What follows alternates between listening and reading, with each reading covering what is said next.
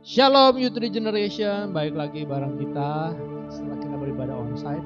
Baik lagi kita akan beribadah online untuk kalian semua yang di rumah supaya kita tetap sama-sama jaga kesehatan, sama-sama jaga jarak, dan yang pasti sama-sama tetap melekat dalam Tuhan. Oke, mari sama-sama kita siapkan hati kita akan masuk dalam hadirat Tuhan, kita menyembah Tuhan, kita masuk dalam ibadah kita pada hari ini.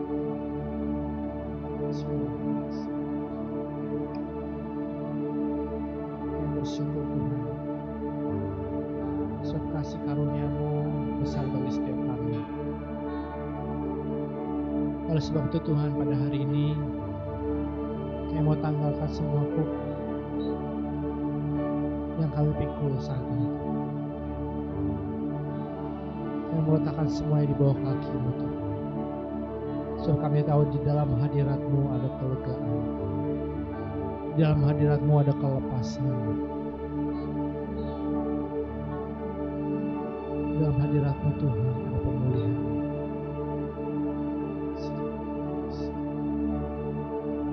Engkau tidak pernah tinggalkan setiap kami Tuhan. Kami bersyukur sebab Engkau Allah yang maha hadir, Engkau maha tahu, Engkau maha kuasa Tuhan.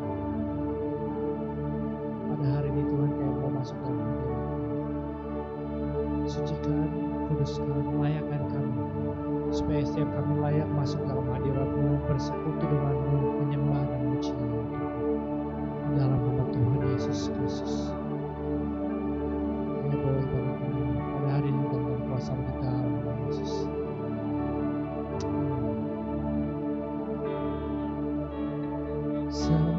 Semusim berlalu, namun Kau selalu peliharaku.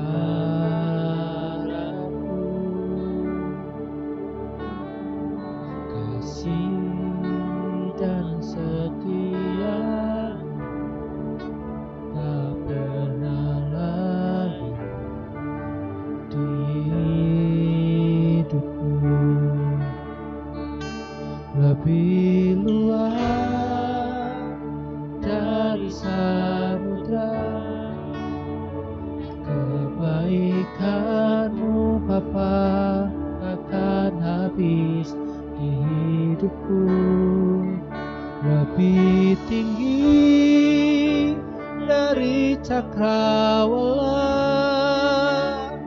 tak terbatas kasih-Mu. Sungguh ku bersyukur.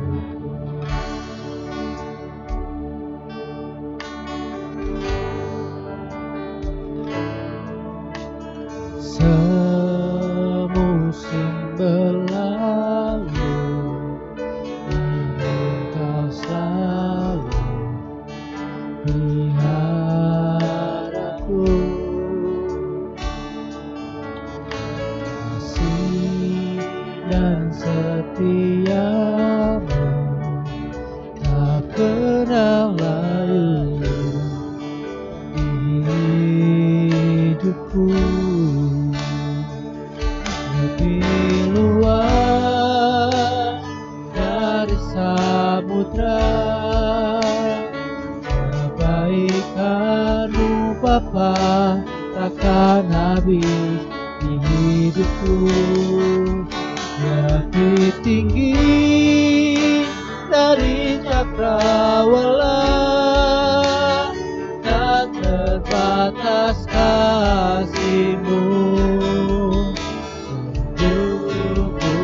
Oh, lebih luas dari samudra, sebab kebaikan-Mu takkan habis di hidupku. Lebih tinggi dari cakrawala, tak terbatas kasih-Mu. Lebih luas dari samudra, kebaikan-Mu Bapa takkan habis di hidupku.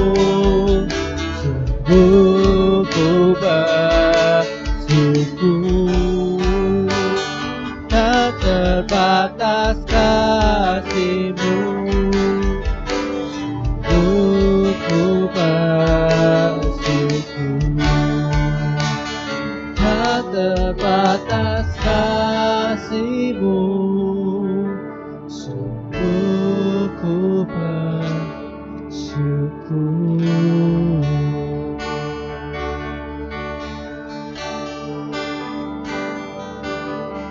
bersyukur padamu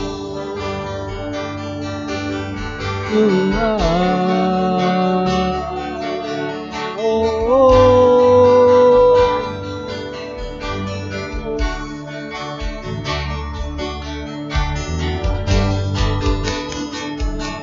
Sebab kami bersyukur.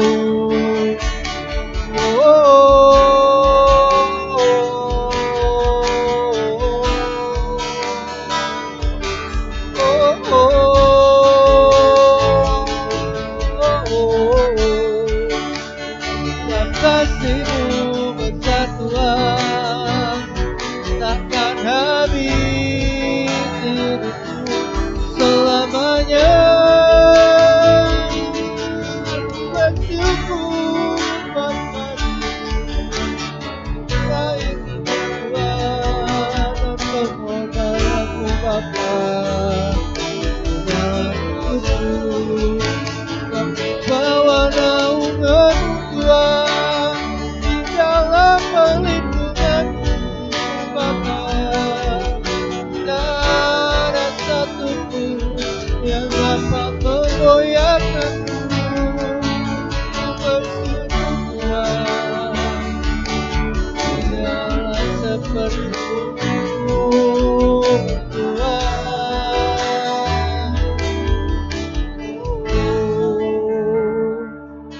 Sebab Engkau hadir di tengah kami Tuhan.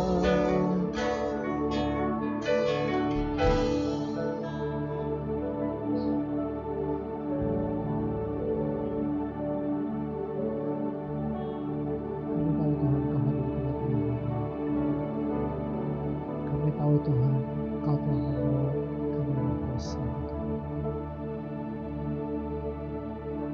pada hari ini Tuhan. Kami rindu untuk masuk lebih dalam lagi. Izinkan kami setiap kali yang tempat ini maupun ada di rumah mempersembahkan yang terbaik kepada-Mu. Karena kami tahu Tuhan, semua yang Kau berikan kepada setiap kami melebihi dari apa yang dapat kami berikan kepada-Mu. Oleh sebab itu Yesus, kami memberikan persembahan ini dengan penuh sukacita. Kami memberikan persembahan ini dengan penuh ketulusan hati kami. Karena kami juga tahu Tuhan, bahwa Engkau akan disenangkan atas setiap persembahan kami. Dan kami siap memuji, memuliakan, dan bersorak-sorai di dalam nama Tuhan Yesus kami berdoa. Sama-sama kita katakan amin. Amin. Puji Tuhan. Oke, buat yang ada di rumah, sama-sama kita siapkan persembahan kita. Untuk nomor rekening yang sudah disediakan bisa ditransfer ke rekening tersebut, dan juga yang ada di tempat ini kita memberikan yang terbaik untuk Tuhan.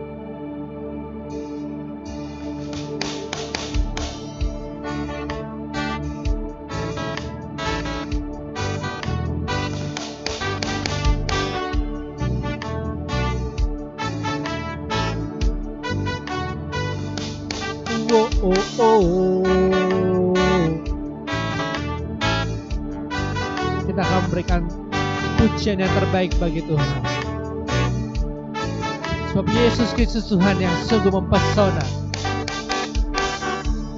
Sungguh Kau mempesona, segala perbuatan-Mu hapuskan raguku. Kau buktikan kasih-Mu, mati bagiku, hapuskan dosaku. Sekali lagi katakan, sungguh Kau mempesona, sungguh Kau mempesona. Segala perbuatan-Mu hapuskan raguku. Kau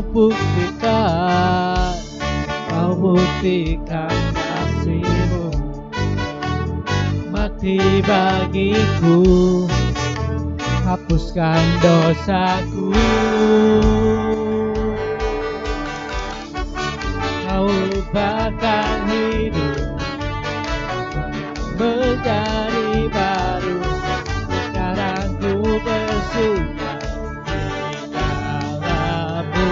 Yesusku, Kau jagai hidup, melangkah di jalan-Mu sampai ku terima mahkota kehidupanku. Oh, oh, Sha-la-la-la-la.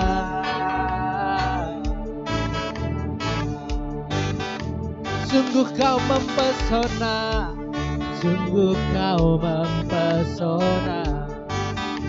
Segala kekuatan-Mu hapuskan raguku.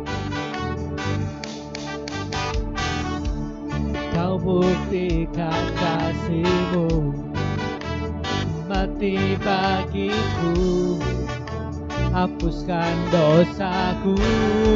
Semuanya Kau ubahkan hidup menjadi baru, sampai ku bersyukur di dalam-Mu Yesusku. Kau jagai hidup, melangkah di jalan-Mu sampai ku terima mahkota. Kau ubahkan hidupku, Kau ubahkan hidupku, semua menjadi baru, sampai ku bersuka di dalam-Mu Yesusku. Melangkah di jalan-Mu sampai ku terima mahkota kehidupanku. Oh, Sha-la-la-la-la. Saya mau dengar lebih kencang lagi, katakan oh, oh, oh, oh. Sha-la-la-la-la. Mahkota kehidupanku. Puji Tuhan. Segala pujian syukur hanya bagi Tuhan. Mari sama-sama kita siapkan hati kita. Kita akan masuk lebih dalam lagi untuk mendengarkan kebenaran firman Tuhan.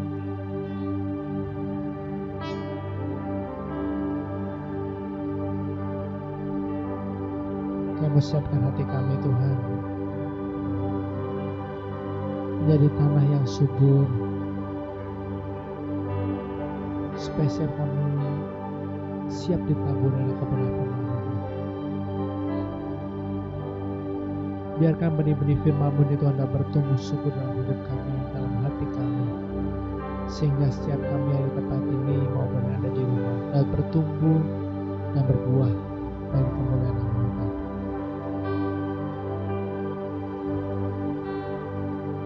Ini hidup kami Tuhan, kami mempersembahkan semuanya kepada-Mu. Ku bawa kepada-Mu, oh Tuhan, persembahanku ini. Ku ingin Engkau menerima korban syukurku melalui pujian. Takkan pernah ku bawa, takkan pernah ku bawa selain yang terbaik, yang harum dan sejati di hadapan tahta-Mu, oh Yesus, Yesusku, terimalah korban syukur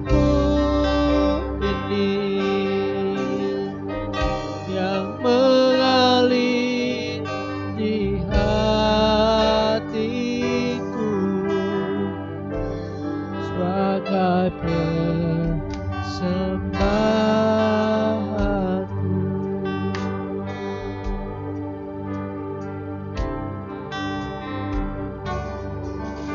Ku bawa kepadamu, oh Tuhan, persembahanku ini. Ku ingin menerima korban syukurku melalui pujian. Takkan pernah ku bawa selain yang terbaik, yang harum dan sejati di hadapan tatamu. Oh Yesus, Yesusku, terimalah korban syukurku ini yang mengalir di hatiku sebagai persembahan. Takkan pernah ku bawa selain yang terbaik, yang harum dan sejati di hadapan tatamu. Oh Yesusku, terimalah korban syukurku ini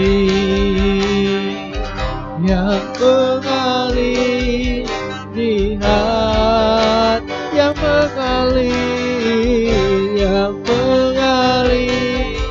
di yang mengalir di hatiku, yang mengalir di hatiku sebagai persembahanku.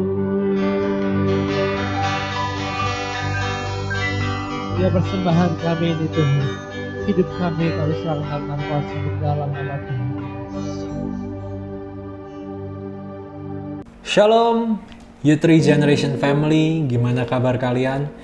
Saya selalu berdoa dan berharap apapun kondisi kalian saat ini, dimanapun kalian berada, kalian tetap semangat dalam beribadah dan melayani Tuhan. Dan kita harus sepatutnya mengucap syukur sama Tuhan ya, karena di tengah kondisi pandemi yang cukup mengkhawatirkan kita semua, kita tetap diberikan perlindungan, kasih setia oleh Tuhan, sehingga kita bisa sehat, ada sekarang ini.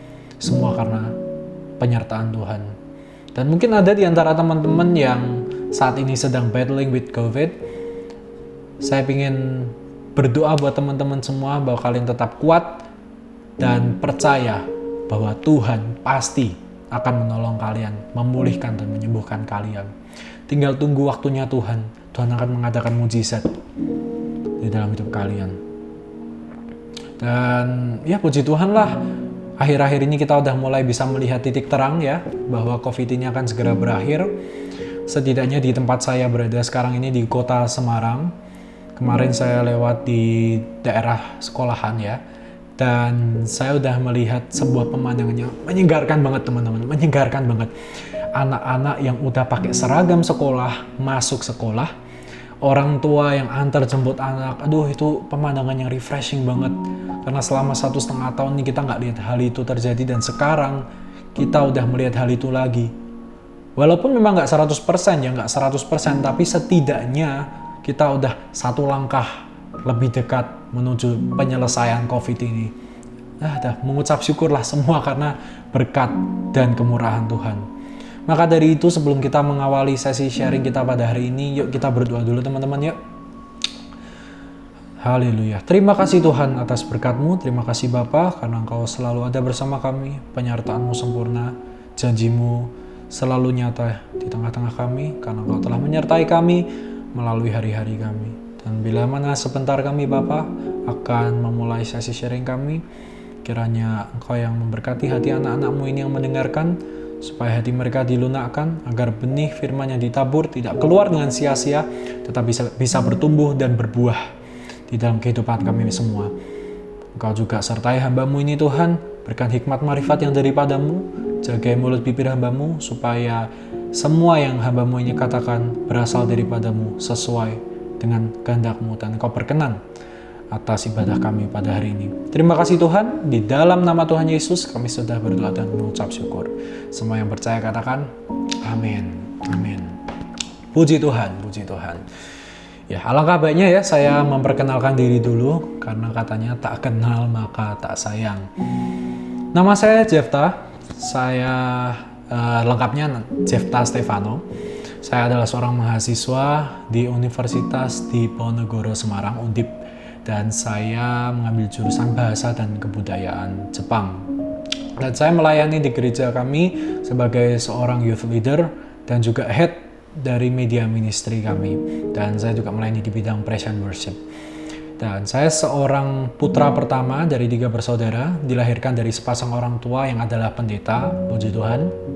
Dan kami melayani di gereja kami di JKI Hosana Semarang. Dan sebelumnya terima kasih kepada Pastor Sony yang telah memberikan saya kesempatan untuk bisa sharing bersama teman-teman pada hari ini di Youth Regeneration. Kilas balik ya pertemuan kami. Saya bertemu Pastor Sony ini ketika kalau nggak salah tahun 2018. Betul ya, 2018 di acara youth kami, kemerdekaan. Beliau melayani kami, melayani firman, dan sejak saat itu kita kenal, dan kita akhir-akhir ini tektokan lagi, keep in touch lagi karena satu common interest, Mobile Legends. Puji Tuhan, karena kita kemarin habis mengadakan turnamen internal di gereja kami, dan Pastor Sony berkata, bolehlah sparring, ayo, siapa takut gitu kan. Jadi teman-teman Youth Regeneration siap-siap, bentar lagi kita akan bermain bareng ya, pastinya semua untuk kemuliaan nama Tuhan. Oke, yuk kita mulai sesi sharing kita pada hari ini. Saya ingin membawakan topik yang cukup sederhana, yang simple supaya teman-teman bisa mengikuti. Topiknya berjudul Perfected in Christ. Perfected in Christ atau disempurnakan dalam Kristus. Nah, berapa banyak dari kita teman-teman yang sering mendengar kata-kata ini dilontarkan oleh anak-anak muda? Aku ingin jadi sempurna. Aku ingin jadi sempurna. Biasanya oleh anak-anak muda yang sedang berusaha mencari jati diri mereka. Mencari siapa diri mereka sebenarnya. Mereka ingin jadi sempurna. Nah, kata sempurna ini sebenarnya pengertiannya luas banget ya teman-teman ya. Bisa berarti material, kekayaan, bisa berarti popularitas, ketenaran, bisa berarti kedagingan ini. Ya teman-teman. Nah, yuk kita samakan pola pikir kita samakan deskripsi kesempurnaan kita yang akan kita bahas hari ini. Karena kalau kita mendeskripsikan kesempurnaan dari kekayaan, maka seharusnya nggak ada orang-orang kaya yang depresi, yang stres. Kalau kita mendeskripsikan kesempurnaan oleh karena popularitas, nggak akan ada aktris atau aktor yang bunuh diri. Itu semua adalah kesempurnaan dari dunia teman-teman. Dan nggak ada yang pasti. Maka dari itu kita nggak akan membahas kesempurnaan itu. Tapi yang akan kita bahas adalah kesempurnaan diri kita sendiri. Nah, kita harus pahami satu hal dulu teman-teman, bahwa di dunia ini tidak ada satu orang pun yang sempurna. Dan selama kita hidup, kita tidak akan pernah bisa mencapai kesempurnaan. Sekali lagi ya, di dunia ini tidak ada satu orang pun yang sempurna.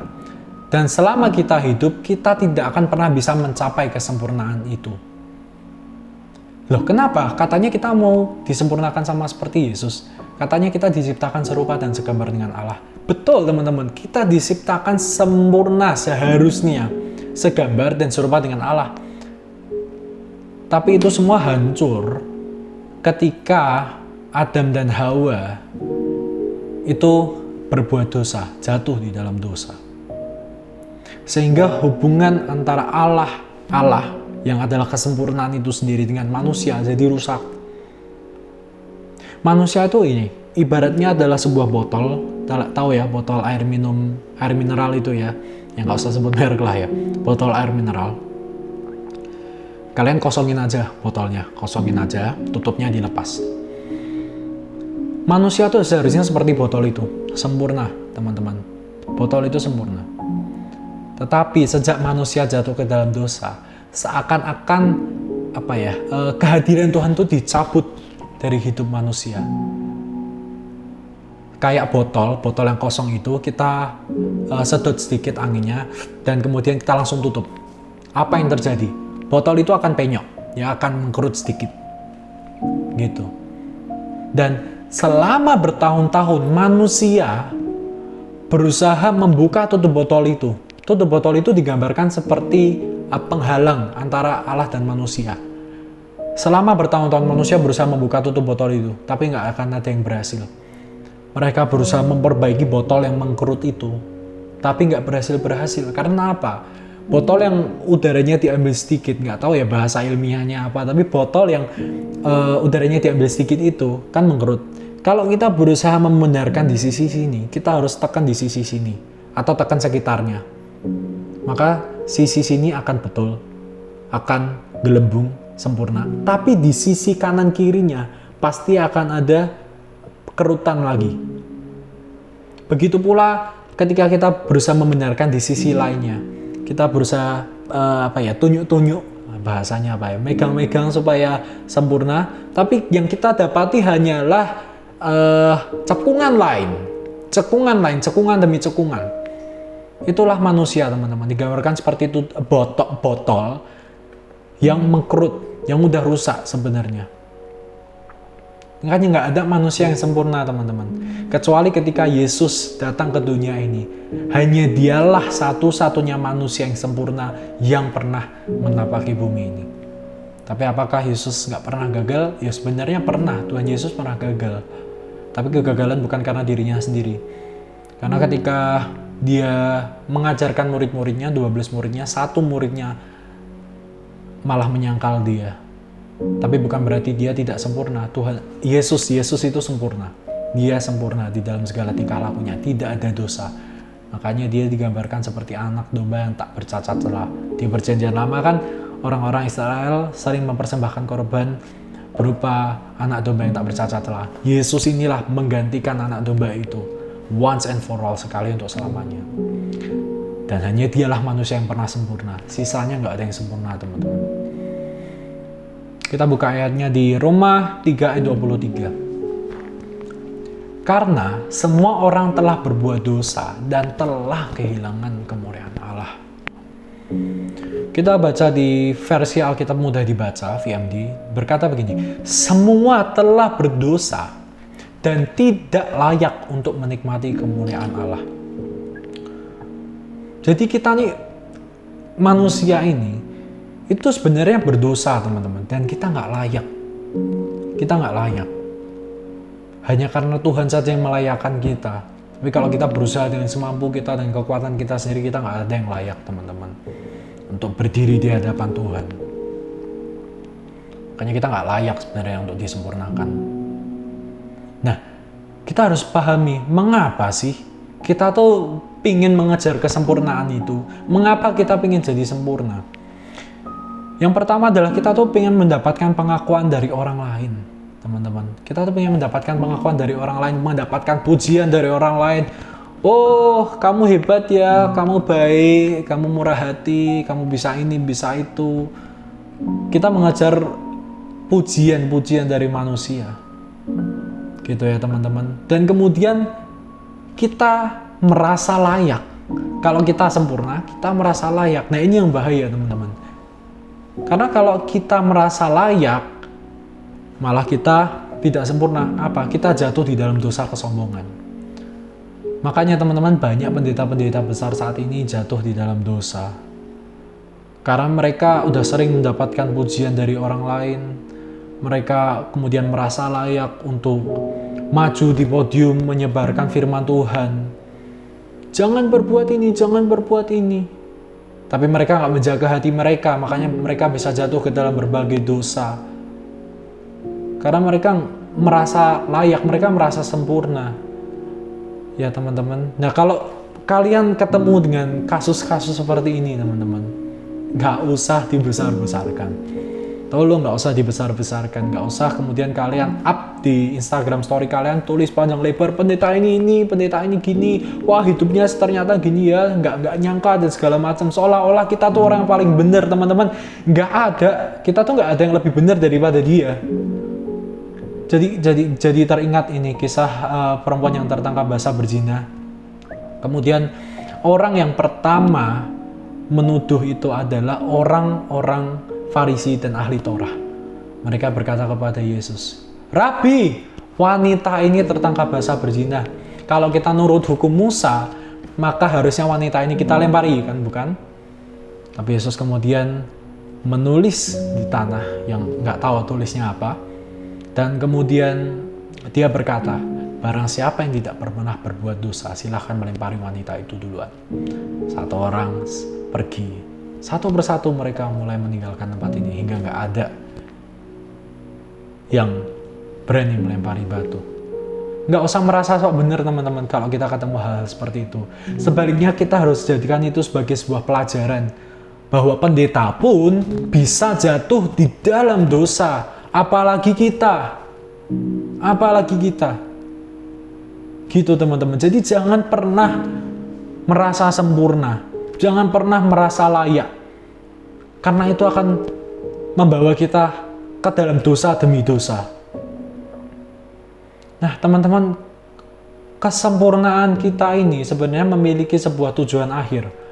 Our ultimate goal of perfection, atau tujuan akhir dari kenapa sih kita ingin disempurnakan itu, seharusnya to glorify God, untuk mempermuliakan Tuhan. Jangan mencari permuliaan diri sendiri. Itu yang sering kita temui di lingkungan kita.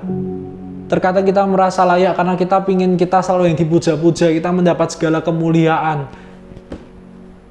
Ada cerita menarik ketika saya mulai pelayanan dulu ya. Kalau nggak salah masa-masa remaja lah, saya lupa umur 12-13.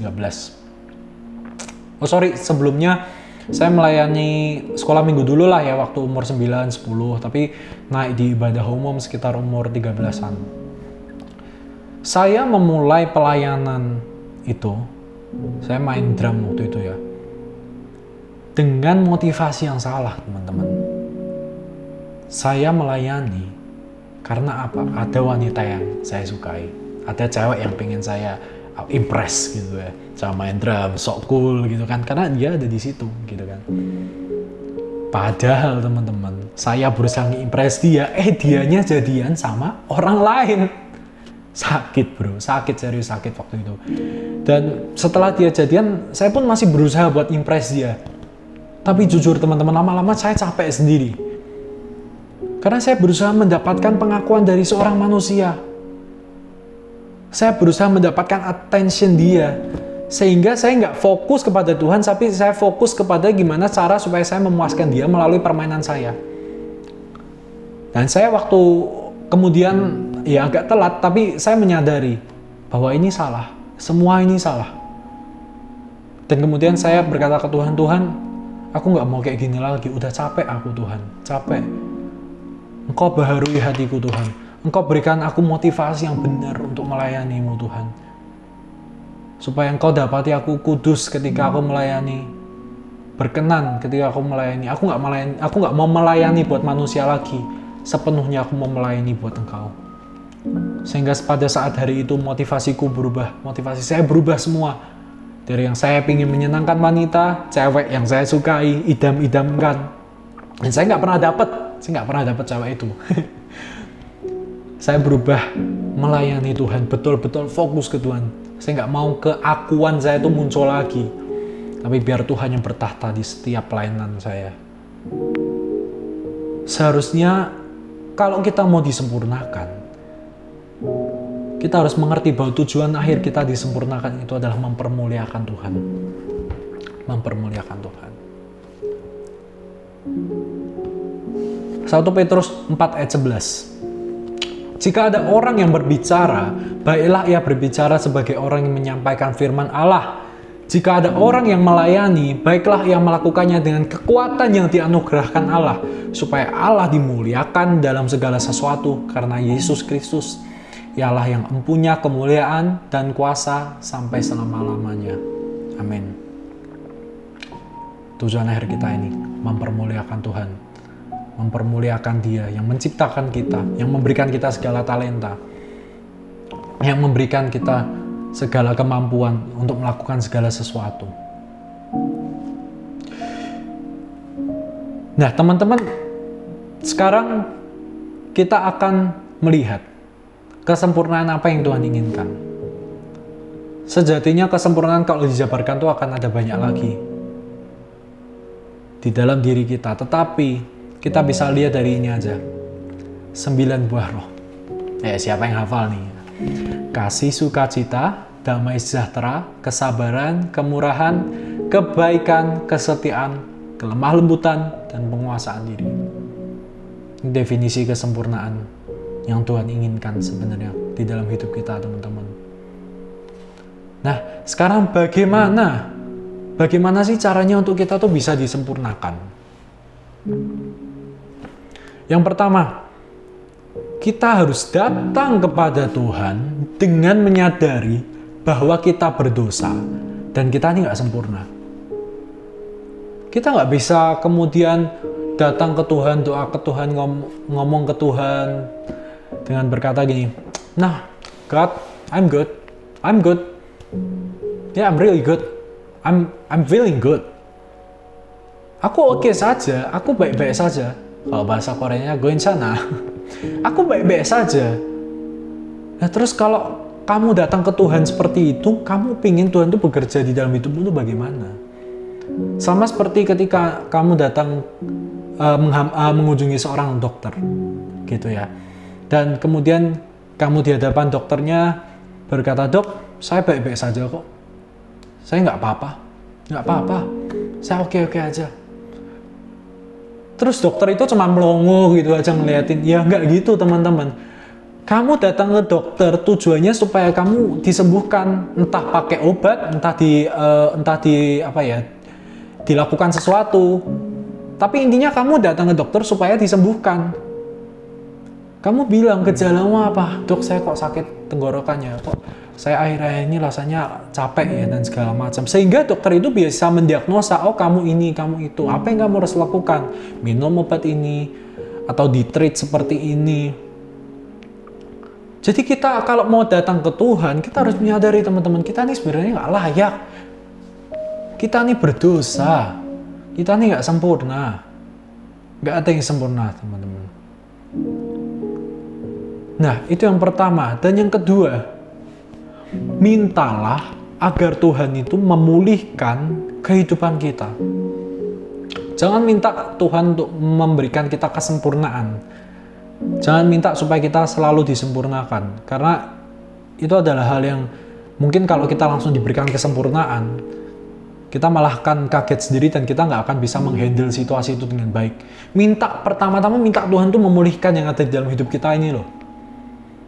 Segala hal yang buruk, segala hal yang memikat, yang jelek, yang tidak sesuai dengan kehendak Tuhan dan perkenanannya. Minta Tuhan tuh supaya memulihkan kehidupan kita. Supaya kita tuh diperbaharui. Kayak piring kotor yang dibilas dengan air, disabuni. Seperti itulah, mintalah Tuhan untuk menyabuni kehidupan kita sehingga kita tuh bersih, didetoks dari segala yang buruk, sehingga kita siap untuk menerima segala sesuatu yang Tuhan akan kerjakan dalam hidup kita. Dan yang ketiga, laluilah proses yang Tuhan berikan bagi kita. Sekali lagi, kalau kita cuma bikin enaknya, kita cuma pingin, saat ini aku sedang dalam keadaan tidak baik, Tuhan proses aku, celing. Kita cuma pingin skip the entire proses, kita langsung ke hasil akhirnya. Kira-kira seru nggak kehidupan kayak gitu? Menurut saya kok nggak ya? Kita harus melewati proses yang Tuhan berikan bagi setiap kita. Memang kadang tuh nggak enak, namanya diproses. Siapa yang enak sih? Ketika kamu ingin mendapatkan gelar sarjana, kamu masuk kuliah 4 tahun, kamu digembleng sedemikian rupa. Kalau SMA kan kayaknya masih mudah ya, karena kita tuh ada guru yang kalau kamu nggak ngerjain sesuatu, kamu akan dikejar-kejar. Tapi kalau kuliah nggak bisa gitu. Kamu nggak ngerjain tugas, kamu nggak akan dikejar oleh dosennya. Kamu dapat nilai 0. Itulah kuliah. Untuk mendapatkan sarjana itu, kamu harus melewati berbagai proses, digembleng, diajarin ini itu sampai nanti skripsi. Nah, ini saya lagi berada di skripsi nih, susah nih. Ya, skripsi dan akhirnya kamu bisa lulus. Tuhan memberikan proses bagi kita untuk kita lewati, bukan kita skip. Kayak emas ketika mau dimurnikan, teman-teman tahu ya, emas kalau mau dimurnikan dia harus melewati berbagai proses. Pertama, dia diambil dari tempat asing, ya, tempat asing, dan ketika dilihat pasti dia udah terkontaminasi dengan berbagai zat-zat material-material lain yang mengakibatkan emas ini nggak murni. Emas ini harus diproses, teman-teman. Emas ini harus diproses benar-benar sedemikian rupa sampai di titik dimana dia tuh melalui proses yang namanya peleburan. Dia dilebur, betul-betul hancur. Sehingga dari proses peleburan itu kita bisa memisahkan material-material yang tidak sesuai sehingga emas ini jadi emas murni. Dan proses peleburan ini, teman-teman, itu proses yang paling menyakitkan di antara semua proses. Karena peleburan dibakar dengan suhu yang tinggi banget. Nah, terkadang teman-teman, Tuhan itu berusaha quote unquote ya, menghancurkan kita sampai kita tuh murni. Bukan menghancurkan diri kita, tapi menghancurkan kedagingan kita nih loh. Tuhan tuh ngepres sedemikian rupa supaya kita tuh didapati murni, teman-teman. Nah, kalau kalian mungkin berada di situasi itu sekarang ini, teman-teman, jangan pernah menyerah. Lihatlah ke kananmu, ke kirimu. Tuhan tuh ada bersama dengan kamu. Nggak mungkin dong kemudian kamu dibiarin Tuhan melalui proses itu sendirian. Sadrak, Mesak, Abednego dimasukkan ke dapur perapian, Tuhan menyertai mereka. Daniel dimasukkan ke kandang singa, Tuhan menyertai Daniel. Kamu yang melalui proses seperti itu, Tuhan pasti menyertai kamu. Sehingga kamu bisa melewati semuanya itu. So, teman-teman, come unto Christ and be perfected in Him. Datanglah kepada Kristus supaya engkau disempurnakan dalamnya. Datang kepada Sang Ampunya supaya hidupmu tuh semakin bisa disempurnakan. Loh, betul, kita nggak bisa sempurna di dalam hidup ini karena semuanya fana, semua bisa berubah. Manusia paginya A, sorenya bisa Z. Itulah manusia. Nggak ada yang sempurna, teman-teman. Tapi bersama Tuhan, ketika kita datang ke Dia, kita mengakui segala kelemahan kita, kita minta Dia untuk memulihkan hidup kita, dan kita melalui segala prosesnya, kita satu langkah lebih dekat menuju kepada kesempurnaan yang Tuhan telah tetapkan kepada kita. Lah, kapan sih kesempurnaan itu akan datang, akan kita alami? Ya, nanti ketika kita udah menikmati kekekalan bersama Tuhan di kerajaan surga. Itulah kesempurnaan yang betul-betul sempurna murni. Kita pakai tubuh kemuliaan, nggak tubuh ini lagi, Kalau mungkin kita kesengkrek sedikit, kena luka, kan kelihatan. Tapi dengan tubuh kemuliaan, Nggak ada yang namanya luka. Dan kita nggak bisa berbuat dosa juga di sana. Suci, benar-benar suci, benar-benar murni. Itulah kesempurnaan yang kita inginkan. Mengejar kemuliaan di surga bersama Bapa. So teman-teman, ayat terakhir Lukas 9 ayat 23, katanya kepada mereka semua, setiap orang yang mau mengikut aku, ia harus menyangkal dirinya, memikul salibnya setiap hari, dan mengikut aku. Mau disempurnakan serupa dengan Yesus? Mau menjalani hidup seperti Yesus?